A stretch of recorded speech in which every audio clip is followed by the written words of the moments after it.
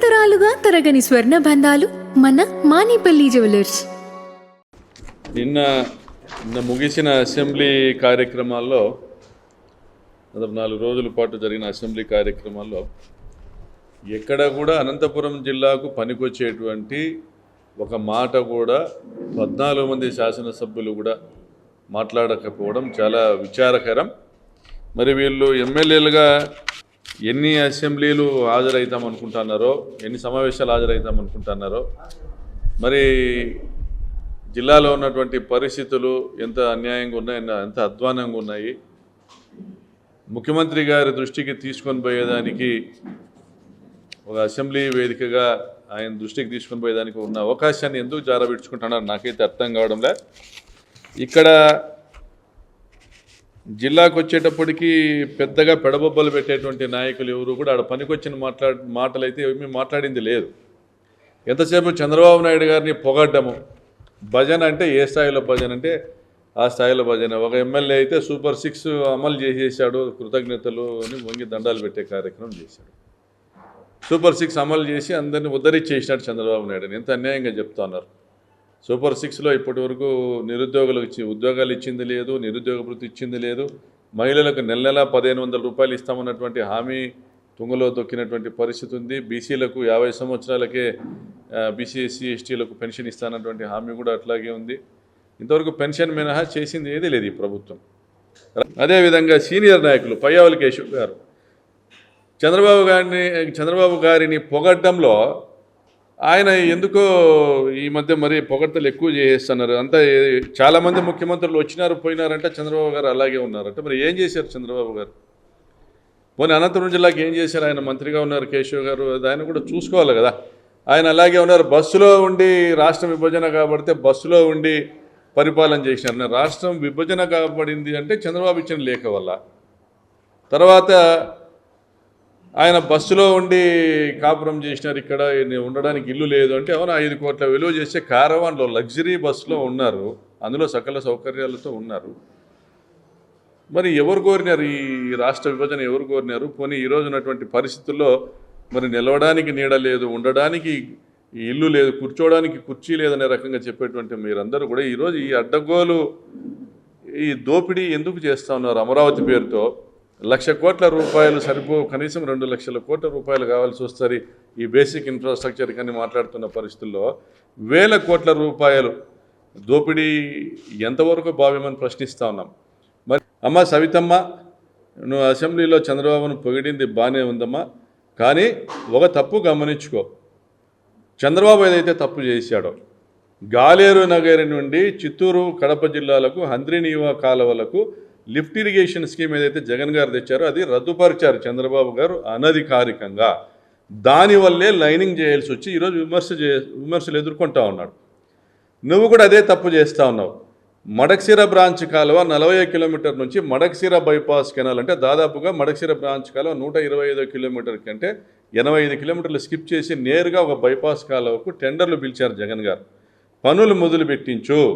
264 చెరువులకు ఏదైతే నీళ్లు నింపాలనేసి ఈ కాలువ నిర్మాణం రాజశేఖర రెడ్డి గారు చేపట్టారో దాని లక్ష్యంలో 66% అంటే దాదాపుగా 175 చెరువులు మడకసిర కాన్స్టిట్యున్సీవే. ఆ శాసనసభ్యునికి ఎక్కడ చిత్తశుద్ధి లేదు, ఆయన ఆ ఊరు కాదు, నాన్ లోకల్. ఆ 175 చెరువులకు ఇచ్చే నీళ్లు నేరుగా 40 కిలోమీటర్ల నుంచి బైపాస్ చేస్తే మిగిలిన కాలం అంతా నువ్వే వాడుకోవచ్చు. హిందూపురము లేపాక్షి ప్రాంత చెరువులకు, పెనుగొండ ప్రాంత చెరువులకు, పరిగి ప్రాంత చెరువులకు మీరే వాడుకోవచ్చు. వెడల్పు చేసే అవసరమే ఉండదు. మహా అయితే వెడల్పు చేస్తారు, లైనింగ్ చేసే అవసరం ఉండదు. ఆ డబ్బులు ఆదా అవుతాయి. అదే లైనింగ్ చేసే డబ్బులతోనే మీరు బైపాస్ కెనాల్ కంప్లీట్ చేస్తారు. క్రెడిట్ల గురించి ఆలోచన చేస్తే సర్వనాశనమయ్యేది రైతులే.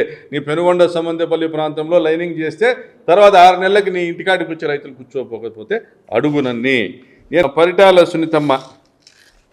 సునీతమ్మ మీరు మాట్లాడేటువంటి మాటలు అసెంబ్లీలో చెరువులకు 30% నీళ్లు నింపండి అంటారు.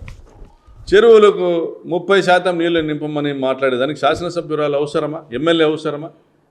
ఇంజనీరింగ్ అధికారులు ఎలాగో చివరి నుండి చెరువులు నింపుకుంటూ వచ్చి లాస్ట్లో 30% నింపుతారు, ఇంకా నీళ్ళు వస్తాయంటే ఫిలప్ చేస్తారు. అట్లీస్ట్ మీరు చెరువులు నింపండి, కరువు పరిస్థితుల్లో ఉన్నాం, ఇబ్బందుల్లో ఉన్నాం, అని మీరు డిమాండ్ చేయాల్సింది పోయి కొన్ని వేల బోర్లు ఎండిపోయినాయని సభ దృష్టికి తీసుకొని రావాల్సింది పోయి మీరేం చెప్తున్నారు 1000 అడుగులు వేస్తే కూడా నీళ్లు పడ్డం లేస్తారంటున్నారు. నిజమే, 1000 అడుగులు వేస్తే కూడా బోర్లలో నీళ్లు పడ్డంలే. ఎందుకు పడ్డంలే? నువ్వు చేసిన నిర్వాహకమే. ఈ కాలువ లైనింగ్ చేయించినావు, పేరూరు డ్యామ్ ఎండబెట్టినావు. నీ తప్పును నువ్వు తెలుసుకో. ఇప్పటికైనా పేరూరు డ్యామ్కి నీళ్ళు ఇవ్వు. ఇప్పుడు శ్రీశైలం నుంచి నీళ్ళు వస్తే పేరూరు డ్యామ్కి నీళ్ళు ఇచ్చేటువంటి కార్యక్రమం చేయి. మరి మీరు పయ్యావుల కేశవ్ గారు, పరిటాల సునీత గారు, అమ్మిలేని సురేంద్ర, మీరు అసెంబ్లీలో ఉన్నారు. మీరు రైతులకు భూసేకరణకు నిధులు ఇవ్వాలనేటువంటి ఆలోచన మీకు వద్దా? జీడిపల్లి అప్పర్ పెన్నర్ ప్రాజెక్టు రైతులకు భూసేకరణ గురించి అడుగుతా ఉన్నారా? 200 కోట్ల రూపాయలు బాకీ ఉన్నారు కేవలం Jeedipalli upper Penner lift irrigation కెనాల్కి 200 కోట్ల రైతులకు బాకీ ఉన్నారు. అదేవిధంగా జీడిపల్లి బీటీపీ లిఫ్ట్ ఇరిగేషన్ ప్రాజెక్టుకు కూడా దాదాపు 100 కోట్ల పైన బాకీలు ఉన్నారు. మరి 36వ ప్యాకేజీలో పయ్యావుల కేశవ్ గారు 800 కోట్ల రూపాయలకు వస్తూ ఉంది. మీది కాంట్రాక్ట్ విలువ 55,000 ఎకరాలకు 628 కోట్లు ఇంక్లూడింగ్ జిఎస్టీ. అంటే మిగిలిన 25,000 ఎకరాలకు కూడా వేసుకుంటే ఆన్ అన్ యావరేజ్ 800 కోట్ల రూపాయలకు 80,000 ఎకరాలు అంటే ₹1,00,000 ల్యాండ్ ఎక్విజిషన్ కాస్టు మినహాయిస్తూ మీరు నేరుగా మైక్రో ఇరిగేషన్ ఇచ్చేయచ్చు. ఎకరానికి ₹1,00,000 లెక్కన మైక్రో ఇరిగేషన్కి ఇస్తే 6 నెలలు లేదా సంవత్సరంలో పూర్తి చేయొచ్చు. మీరు ఫండ్స్ తీసుకొని రాగలిగితే నీళ్లు ఆదా అయితే కింద మాకు ఫేజ్ 2కి నీళ్ళు ఆదా అవుతాయి. మీకు 40% వాటర్తోనే 80,000 ఎకరాలకు ఈరోజు 27.69 క్యూమెక్లు డిశ్చార్జ్. నాకు తెలిసి 120 ఫ్లడ్ డేస్ అంటే 27-30 టీఎంసీలు. దానివల్ల నీళ్లు ఆదా అయితే ఆ నీళ్లు మాకు ఫేజ్ 2కు ఉపయోగపడతాయి. ఆలోచన చేయమని కోరుతా ఉన్నా. అదేవిధంగా డ్రింకింగ్ వాటర్ స్కీమ్ ఇచ్చారు జగన్మోహన్ రెడ్డి గారు. పిఏబిఆర్ డ్యామ్ నుంచి పాపంపేట ప్రాంతం వరకు మంచినీళ్ళు ఇవ్వడానికి ఆత్మకూరు మండలానికి సంపూర్ణంగా, అనంతపురం రూరల్ మండలానికి సంపూర్ణంగా మంచినీటి సదుపాయం కల్పిస్తూ, ఇంటింటికి కుళాయిలు ఏర్పాటు చేసేటువంటి సదుపాయం కల్పిస్తూ, కొంత నీళ్లను కనగానపల్లి రామగిరి మండలానికి సంబంధించినటువంటి సోర్స్ ఏదైతే సమరవాన్లపల్లి దగ్గర ఉన్నటువంటి ఒక సర్ఫేస్ రిజర్వాయర్ ఉందో అక్కడికి పంపు చేస్తూ ఆ 2 మండలాలకు కూడా నీళ్ళు ఇచ్చే విధంగా స్కీమ్ తెచ్చారు. 55 కోట్ల రూపాయల బకాయిలు ఉన్నాయి. అది అడగాల కదా మా సునీతమ్మ అసెంబ్లీలో, అది అడగాల కదా. కాంట్రాక్టర్లకు డబ్బులు ఇస్తే నీళ్ళు వస్తాయని అడగాల కదా. ట్రాన్స్పోర్టేషన్ నీళ్ళు అడుగుతావు, ట్రాక్టర్లతో నీళ్లు తోలుతాము మండలానికి ₹1,00,00,000. ట్రాన్స్పోర్టేషన్ అనేది ఒక ఫార్స్. స్థానిక నాయకులు రోజు 20 ట్రాక్టర్లు తోలినామంటే 5-6 ట్రాక్టర్లు తోలి బిల్లులు చేసుకుని తినేటువంటి కార్యక్రమం.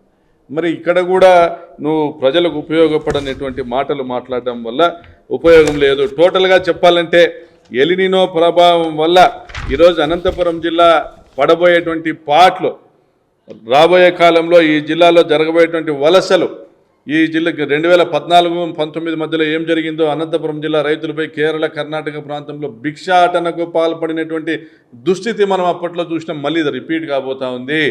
మీ వల్ల, మీ నిర్లక్ష్యం వల్ల, మీరు కేవలము మీకున్న ధనదాహం వల్ల రైతుకు నీళ్ళు ఇవ్వాలని కానీ, రైతు పంటకు కనీస గిట్టుబాటు ధర ఇవ్వాలనేసి కానీ మీ ప్రయత్నం లోపం వల్ల మీరు చేస్తున్నటువంటి రైతులపైన దోపిడీ వల్ల జరుగుతున్న నష్టానికి ఖచ్చితంగా తెలుగుదేశం పార్టీ రాబోయే కాలంలో మీరు పశ్చాత్తాపపడేటువంటి పరిస్థితి వస్తుందని తెలియజేస్తున్నా. చివరిగా పయ్యావుల కేశవ్ గారు లీడ్ తీసుకుని ఈ జిల్లాకు జరుగుతున్న నష్టాన్ని గురించి మీరు మాట్లాడలేని పరిస్థితి ఉంటే మీ మీద ఏదో ఎక్స్పెక్టేషన్స్ ఉన్నాయి, అవన్నీ ఏమి ఉండవు. ఇంక అయిపోయింది. మీది కూడా ఫైనాన్స్ మినిస్టర్గా ఒకసారి వచ్చినారంటే పదవి నిలబెట్టుకొని మంత్రిగా ఉంటారో లీడర్గా మారుతారో మీ ఇష్టము.